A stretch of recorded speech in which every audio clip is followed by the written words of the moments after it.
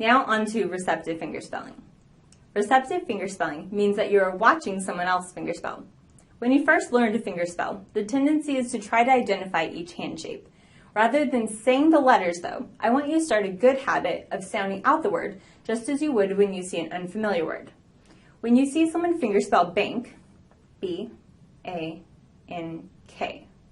rather than saying B-A-N-K, say ba-a-n-k.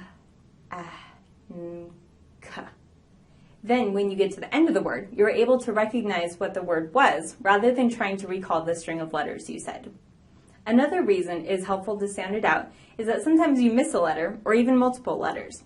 Using our previous example, let's say that you've missed the letter N.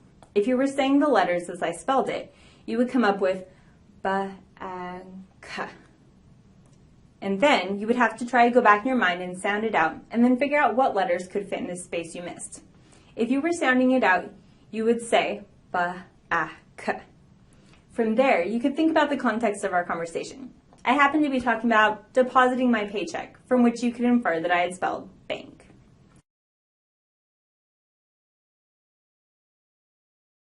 Now that we've covered these different points that you need to know for fingerspelling, you need to start practicing. Some people like to practice the words that they see around them. This might be a good thing to do when you're waiting in line, sitting in the drive-thru, or doing something else that gives you a little bit of downtime. One way that you can practice fingerspelling is to identify a category of words, such as vegetables, movie titles, etc. You could fingerspell the lyrics to a favorite song. For expressive fingerspelling, short of having a friend who is a skilled fingerspeller, I would recommend that you go on YouTube and type in ASL fingerspelling or ASL receptive quiz. As a word of caution, you will find many things on YouTube when you type in these phrases. First, you need to make sure what you search for is American Sign Language, or ASL. As cool as it would be to have you learn British Sign Language, this will not at all help you during the class, so don't spend time looking at the results for BSL, British Sign Language. Next, realize that many of the people on there will be fingerspelling at the speed of light, as I like to call it. At the moment, this is most likely too advanced for you. At the same time, in order to grow, you do need to stretch yourself, so once you get the basics down, try someone who spells a little faster. You will also see a lot of people who do incorporate many of the mistakes that I addressed here in this lecture. You will also see less than ideal conditions, including blurry videos, hands turned to the side, people fingerspelling with their hands in a different location, etc.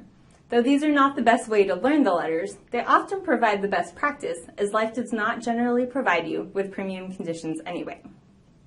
Last but not least, use each other as a resource. Contact another person in the class about Skyping and practicing fingerspelling together. The more time that you spend working on this skill, the easier that it will be. Whatever way you choose to do it, realize that it will take practice.